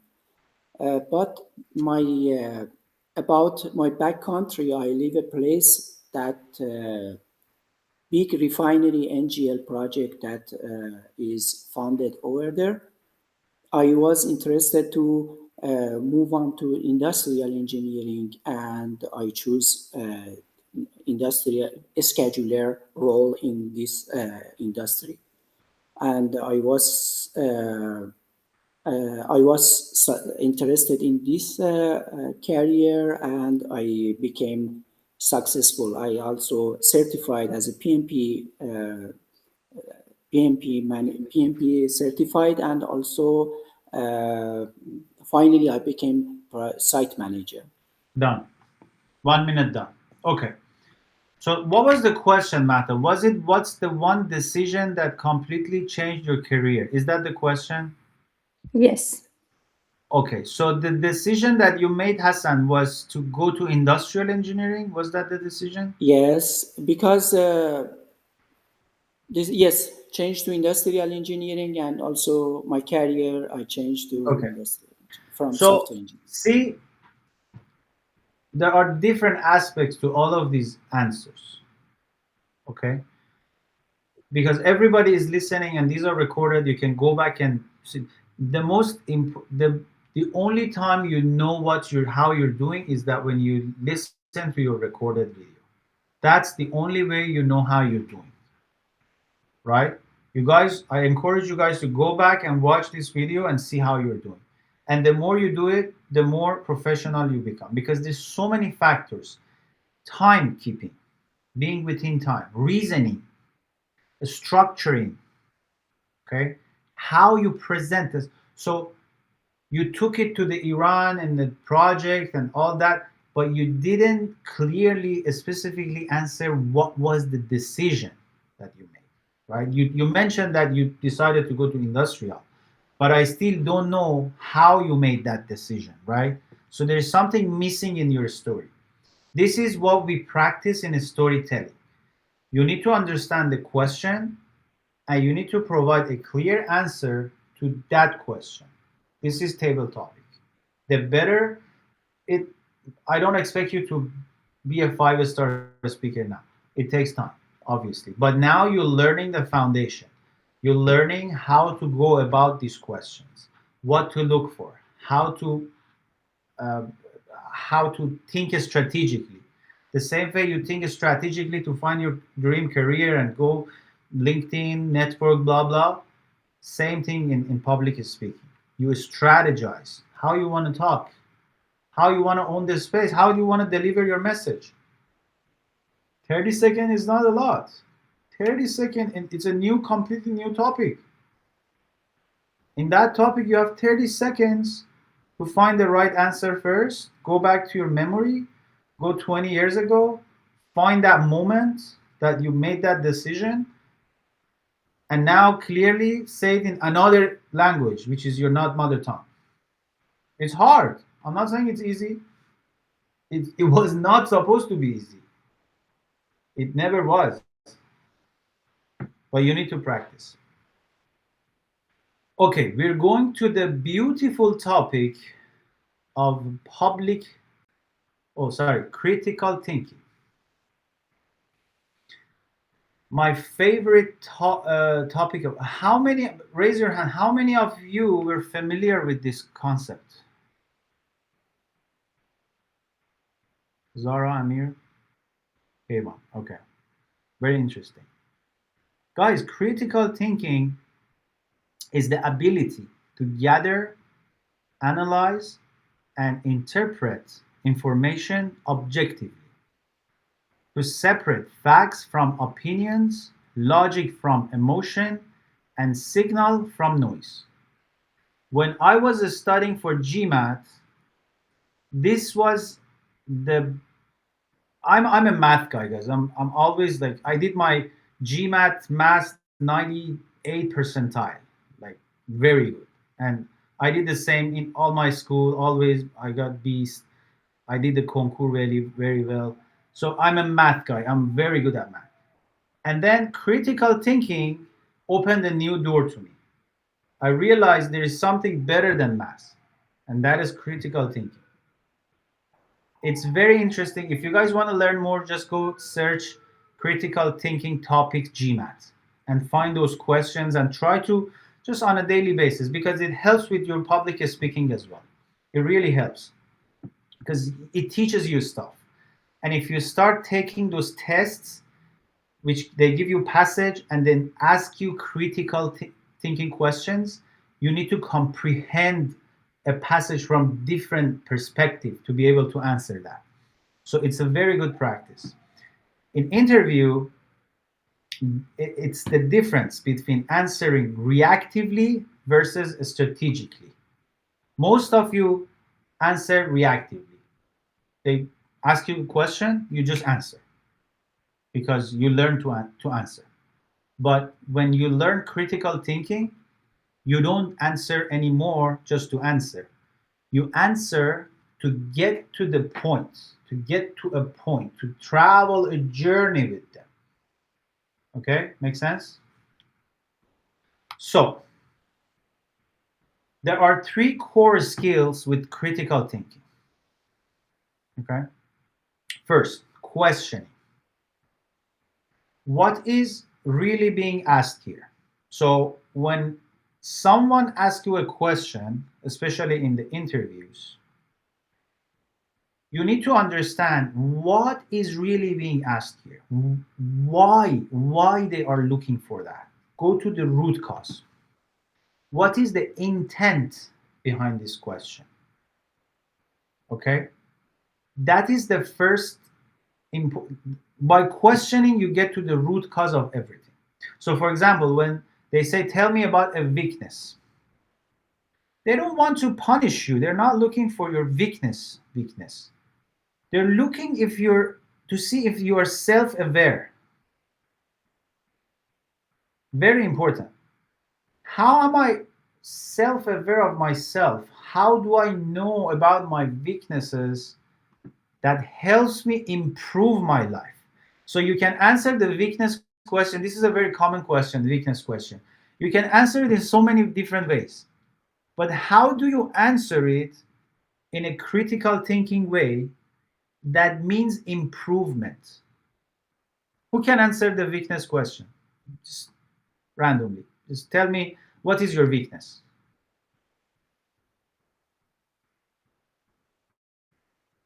Sarah, what is your weakness? Think the most weakness I have is that I mostly attention to details more than any other people, and sometimes it maybe I think that maybe it wasting the time and I have to do something to just Attention to detail is not a weakness. So you are not self-aware. This is a bad answer. Attention to details actually is very good. If you are maybe you have OCD that bothers you. yeah, That's because not attention to details. yeah, because I just focus a lot with everything should If be you if correctly. you focus too much on something that you lose track of time, that Yeah. is not attention to detail. That's OCD. So you don't say my weakness is attention to detail because that's a strength if you have attention to detail. Mhm. But if you fall in love with a topic that you cannot think of something else, that's against multitasking, Yes. right? And Yeah. that's kind of OCD. So never say attention to details is weakness because it's a good thing. And if you have attention to details, you need to use that in your advantage. Mm-hmm. Okay. Sure. And if you want to talk about the OCD part, I wouldn't talk about it. I would say something else about weakness. Now you have now we discovered the strengths in you. So when it comes to strengths, you can talk about attention to detail. But your weakness looks like it's getting stuck at projects, getting stuck in certain topics. But you need to have a solution for it. Do you have a solution for it? Mm, I personally try. I just mean that maybe I stuck with something because I'm most focusing on attention or focus on details. I try to make some to-do list for me by the deadline. No, no, no. Deadline Do you? What is your solution to this weakness you just told me? Do you have a solution or no? for the attention details or just stuck in something. For being stuck, for being having OCD. I no, I just I Okay, that's just what I want to hear. No. So when there is a no, that means you didn't think critically before answering this question. oh yeah. We want to talk about a weakness that we are actively trying to solve. That's a weakness, Mhm. right? So, for example, for me, I have a weakness. It's multitasking. Okay, multitasking is bad. Although it's good, everybody thinks it's good. People want multitasker, but we don't have multitasking. We focus on one thing, we solve it, we move on, we do something else. So multitasking, if done right, is good because you need a span of focus attention to get the stuff done and move on to the next one. But if you want to do all of them at the same, if I want to give you a lecture and text somebody else, I cannot do that. And that is multitasking. Only women can. I heard women can drive and talk and text but men, no, men just do one thing, right? So if you talk about your weakness, that now you learn it has to be a strategic. If you have a weakness, you have a solution too. Say, this is my weakness, but I'm working on it this way, that way, I'm improving it. That is called critical thinking. So you just don't throw something out there and like a big deal, and they say, "Oh my God, if we hire Sarah, Sarah will get stuck into one problem for a whole day, and then she gets nothing done." Right? The way you frame your weakness, it comes across like that. So never do that. Anybody else wants to talk about their weakness? Mahtab and Hassan. First Mahtab, then Hassan. In past, I was used to control everything myself because of perfectionism, actually, and I couldn't trust my team. But later on, I tried to delegate more by starting delegate easier job to the team and make this trust to see the result and improve myself in terms of delegation. So right now, is it a weakness or you still don't trust the team? Now I got better, but still in the critical situation, I prefer to manage myself, everything. Okay.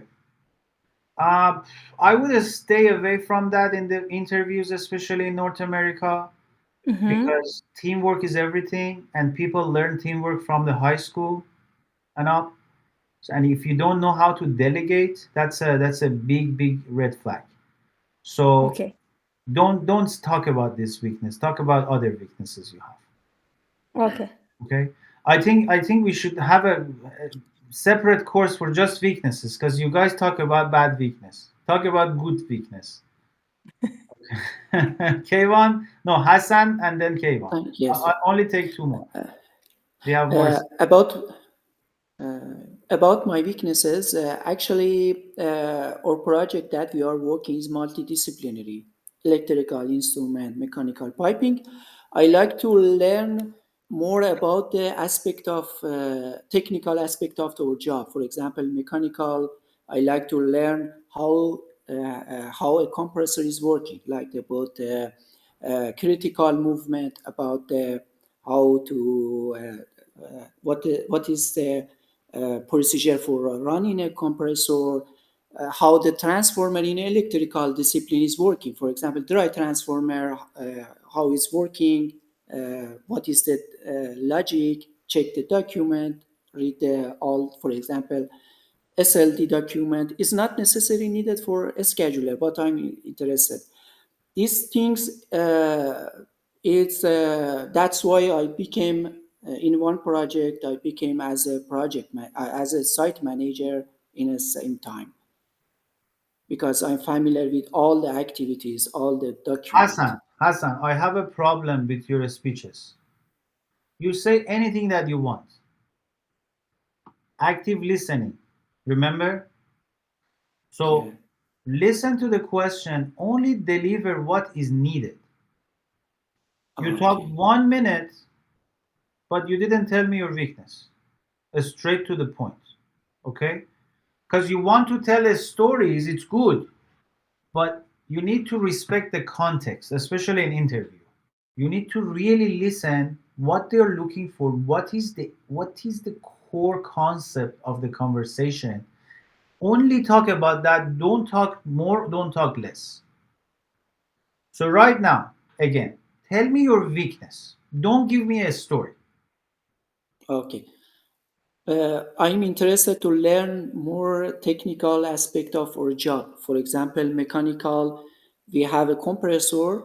I like to read about technical document about our compressor, read what is the So what is the weakness rotation. here? What is your weakness? It, You it want must, it's you not you said necessary. you said hold on. You said you want to learn a lot about the topic. That is what I gathered. You when Yeah, there is something, when there is a compressor, you want to learn a lot. You will go read more, right? yeah. What is your weakness?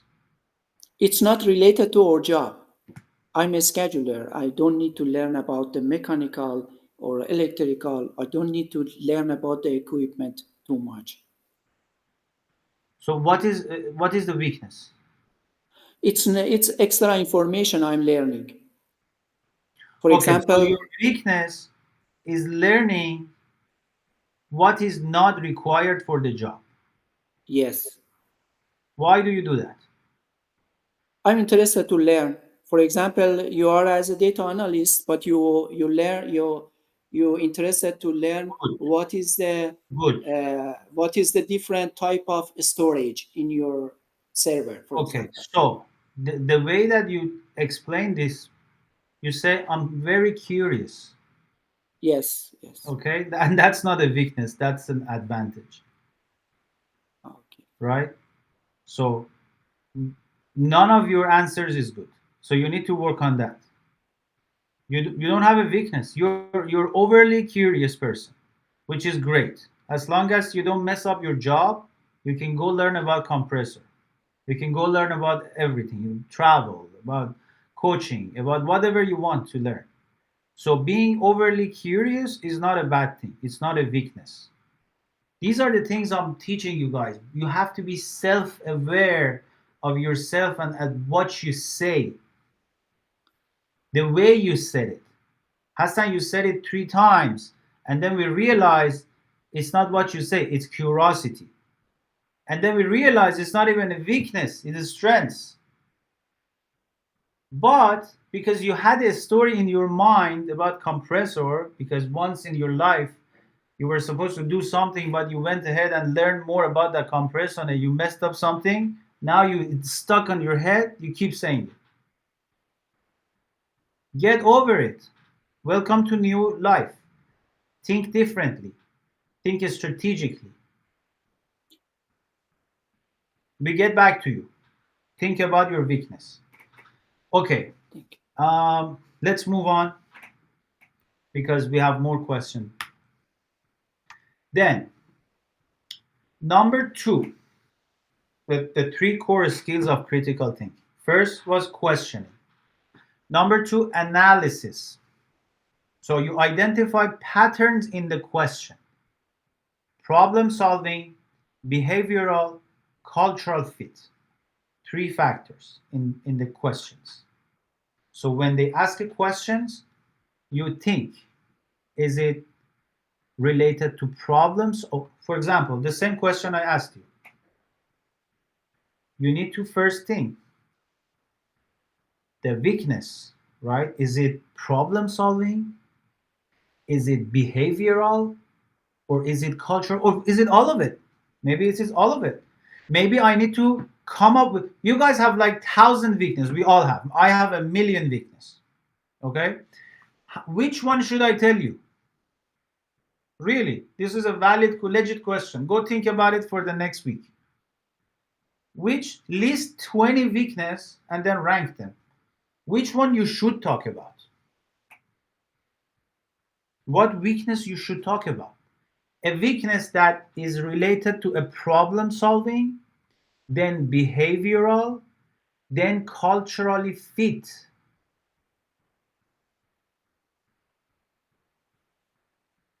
The difference between facts and interpretation. Maybe you all talking facts. Maybe you have been hurt by being overly curious, or Sarah been hurt by being overly focused. But you need to understand fact and interpretation. You talk about facts, but the way that it come across is a totally different thing. That's why I always say don't translate from Farsi to English first. Second, think critically before you answer a question. Understand the consequences. If I think Sarah has OCD, I never hire you. You're gonna mess up my job. You can't focus on one thing, I lose you for the day. We want you to get things done and move on. If I hire Hassan and ask him a question, it takes the whole afternoon for him to explain to me, and then I end up not understanding. We want fast result, quick answers, to the point answers, communication. We want to get over with the job and daily task and move on and have a beer. We want to finish the work at 4 p.m. We don't have time for extra stories or people who doesn't understand the difference between a weakness and a strength. So you guys need to be very, very professional.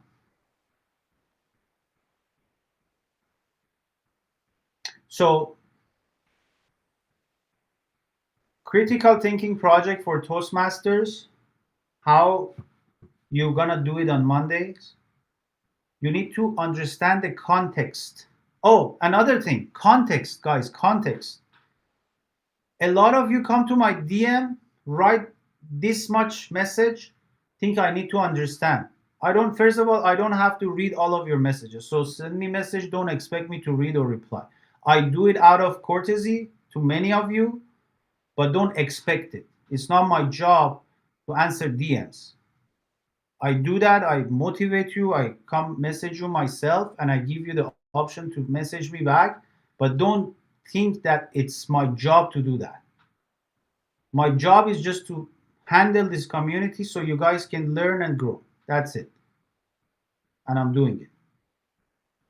But context is very important, because context is something in your head.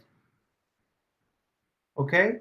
And then you come try to explain to me what is in your head. You don't give me any background of the situation, and then you write one letter of the current situation and you expect me to understand it. First of all, one letter is too long to read. Second of all, the context is in your head. So it's a very fine job to be able to deliver a context in a short paragraph. Same thing that you do with public speaking, you structure it, you have a start, you have a body, you have a conclusion. With any writing, you have a background, you have a start, you have a body, you have a conclusion. Short. If you learn how to write that, you learn how to prepare your pitch and a speech, and then go to interview, come out successful. And then evaluation, number 3, evaluation. Measure quality of thought.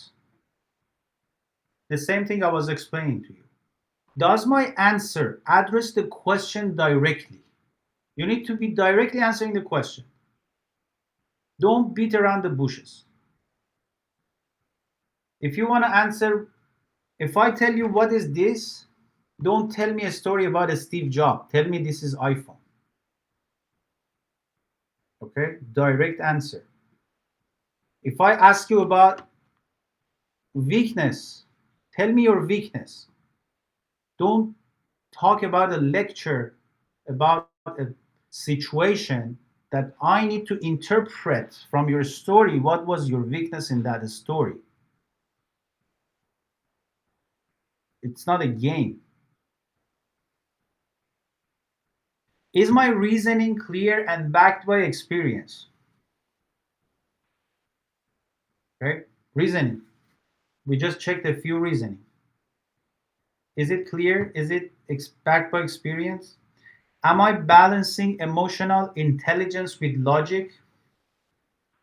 Very important.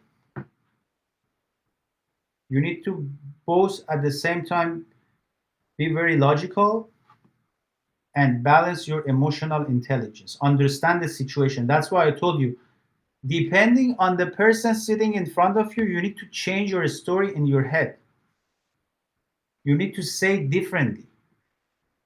If the guy is Indian, it's a different culture. If the guy is Chinese, it's a different culture. Depending on culture sitting in front of you and the person, because in every culture there are different people too. And the person, you need to balance your emotional intelligence. The way you connect to that person can be different. They all matter. So, how are we measuring this critical thinking that we keep talking about? There are a few questions based on Toastmasters that you can evaluate your critical thinking skills. I want you to do it with me and put your number because this is the most important part of this class, critical thinking. Count your score and then add them up, put it in the chat. Okay, so we start from here. You add it in your calculator, in your notes, whatever you want to do. So the first question is, and then you rate it never, sometimes, always. Number one, when confronted with a problem, I spend time gathering information about it from several sources. Not one source, not two sources, several sources. I do this always. I don't know about you. Maybe sometimes, maybe never. So rate yourself. Number two, I ask questions to get more information. There is an old saying, guys, and it's funny. I do that all the time with my family. I always ask questions, even if I know the answer. Whenever like we go uh, traveling or anything, when I meet strangers or go to a hotel, go to a resort, I start asking the same question that I was asking last year, for example. My wife always complains. She says, "You know the answer to this. Why you ask?" I always say, because I don't ask for me, I ask for the person who I ask from. Because he might answer me from a different perspective and I learn something new. Each time I ask a question, I learn something new because of the perspective of the person I talk to. So even if you think you know the answer of something, it never hurts to ask again. You might not learn something new, but you may as well learn something new. So use that opportunity if you have time. So I ask questions to get more information. Do you do that or no? Number three, I examine beliefs, assumptions, and opinions and weigh them against facts. Very important. There are facts, there are assumptions, opinion, beliefs. There are things you think that is right. There are things that are right. There are things that people think they're right. There are things that The belief that I'm fixing in you. Fear. People think they have to be connected. They need to have a network from the God and somewhere else, and some magic will happen at their door, knock on their door, give them jobs. But I'll give you facts. No, you don't need that. You can create it. Number four, I refrain from making judgments or decisions until I have considered all facts. Very important. I would say we always say don't jump the gun. Never jump the gun. Always gather enough information before making a judgment. Always look at one thing from so many perspectives. There's so many perspectives to one thing. You cannot just make a judgment. They keep saying don't judge, don't judge, but they don't teach us how not to judge. The way not to judge is to gather enough information, consider it from so many different facets. Number five, I try to see the merits of others' opinions, even if they are different from mine. Very important. See the merits of others' opinion. And last one, I enjoy finding new solutions to problems. That's me. I give it number 10. Always looking for problems to solve. Big problems, complex problems. So, rate yourself. I don't know if you want to put it in the chat or not, up to you. But if you scored 17 to 18, like Mahtab, congratulations. Your critical thinking skills are excellent. If you scored 12 to 16, your skills are good, but they may need some attention. If you scored 11 points or fewer, it's time to make some improvements. So you know the game. How to improve your critical thinking. From now on, we call it CT. You guys are insider. We talk about CT. Nobody else know. I make posts on the community with CT. Everybody will say, oh my God, what they're talking about. We know. They don't know. Because we attended this amazing workshop. How do you like it so far? Give me some likes. Give me some. Come off mute. Say something. Come off mute. Say something. Give me more energy to finish it up. Because we're already past time. But I think we need to stay another 10 to 15 minutes.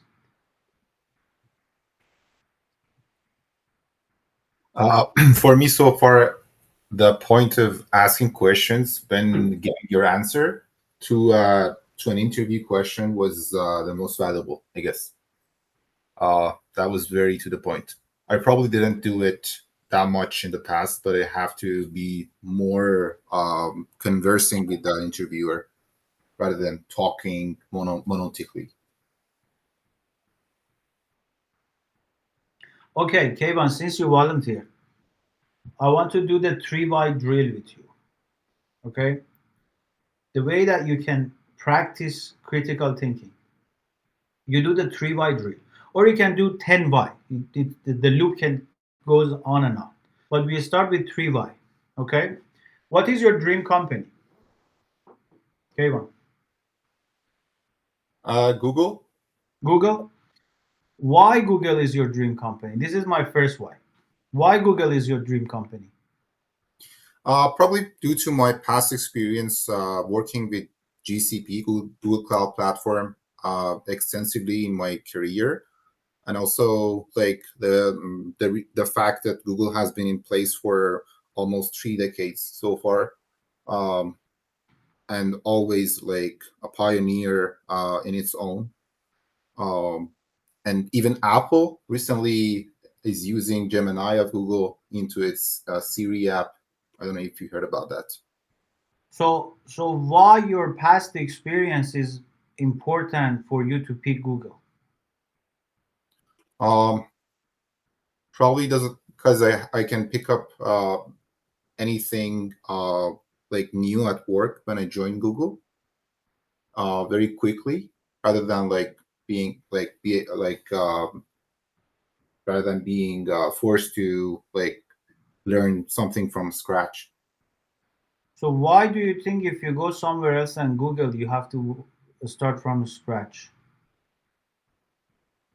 Uh, I don't have to start from scratch, but I think um,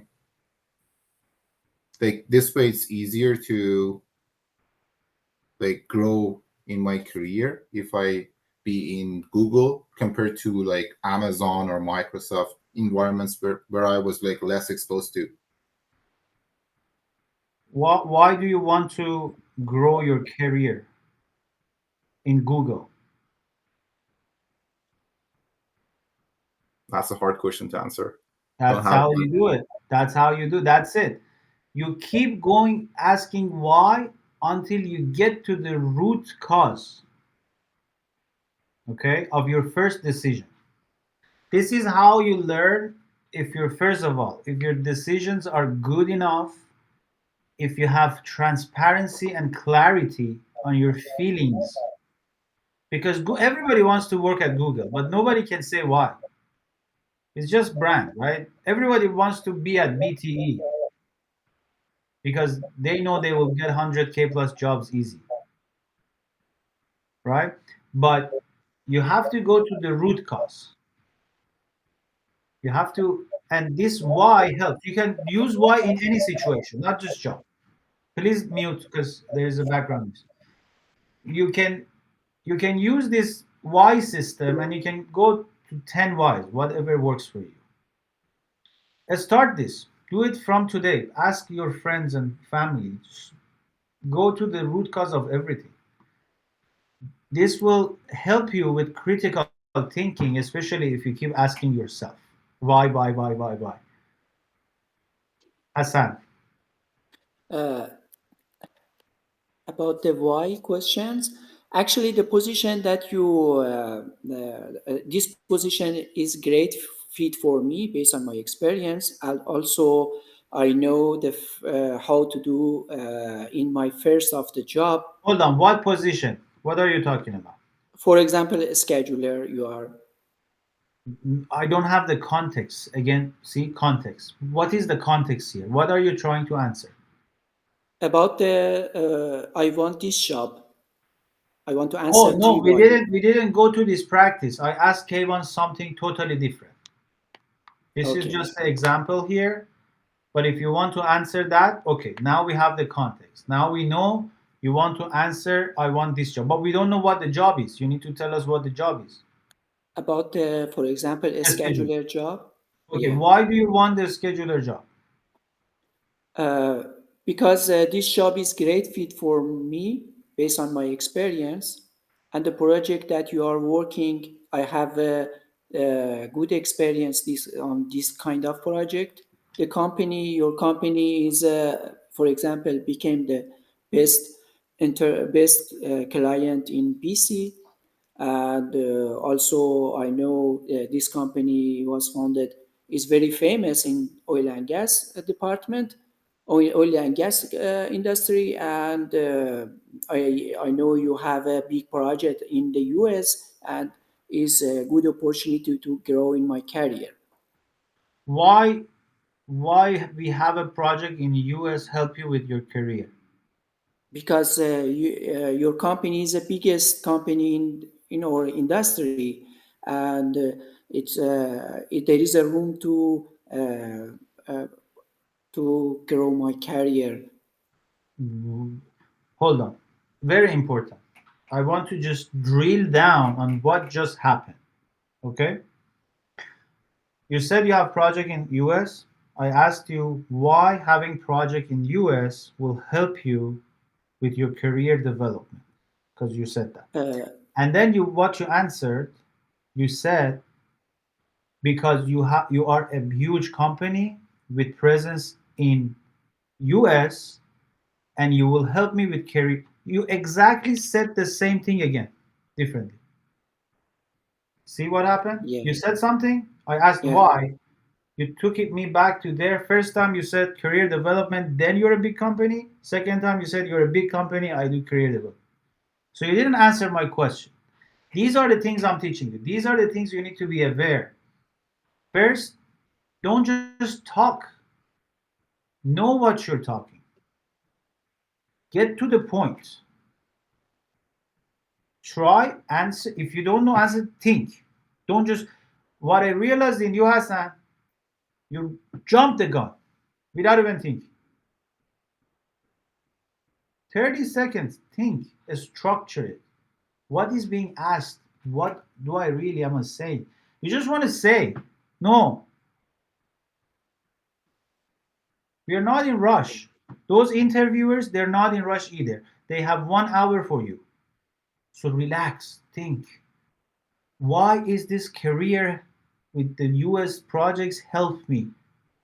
The immediate answer I would give you, because US projects are much more complex than Canadian projects. Easy answer. Now, okay, now your career development makes sense with US project, because US project is complex. It's harder to solve. It's a bigger value project, bigger budgets, more people on the project. This is the answer.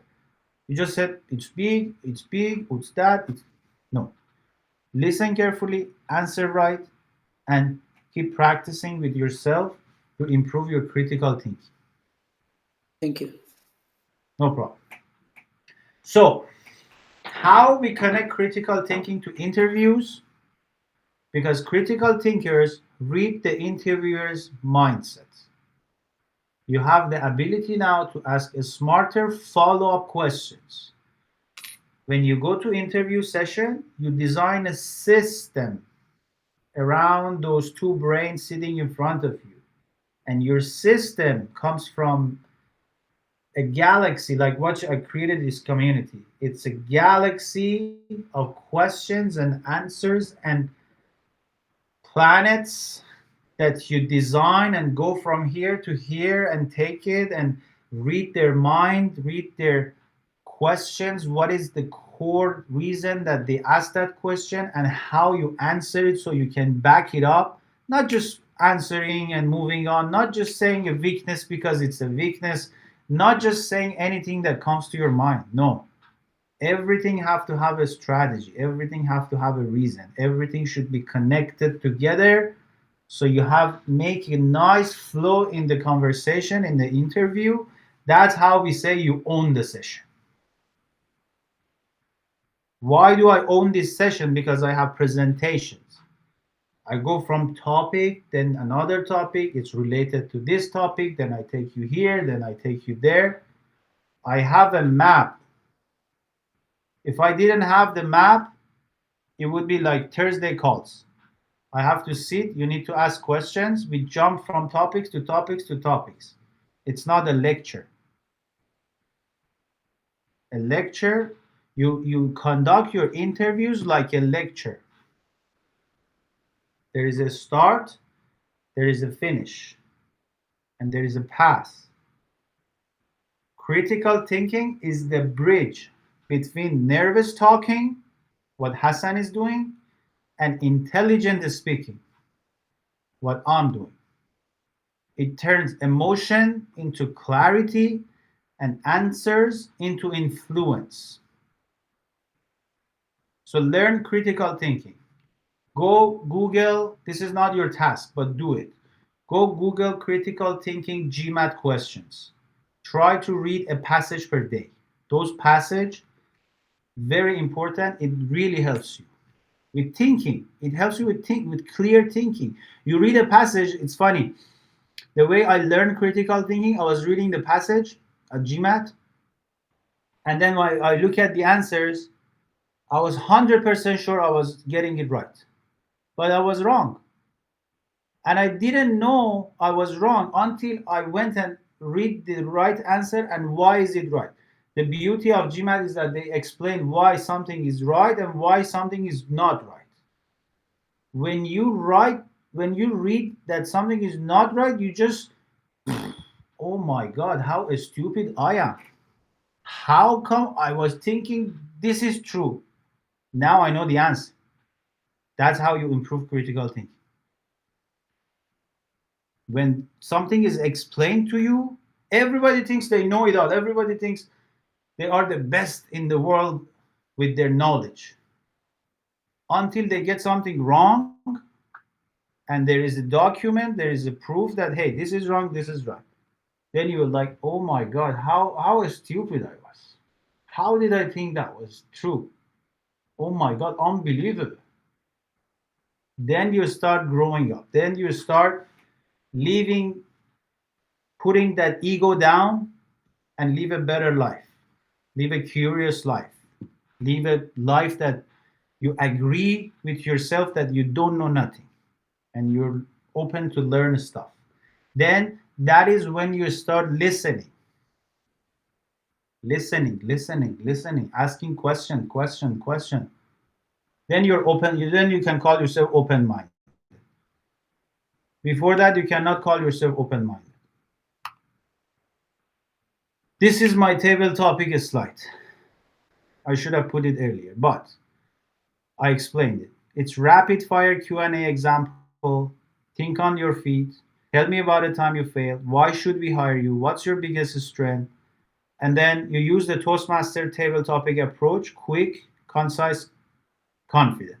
Like the 30 seconds thing, 1 minute talk. That's it for today.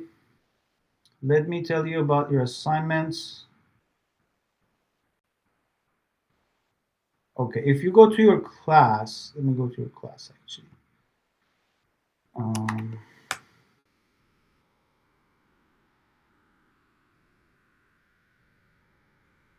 Beautiful class, right? I'm enjoying it. So when you go to your classroom, day one, your task one is that to fill out the IIW form, which is the interview identity worksheet. It's here. It's a Word document.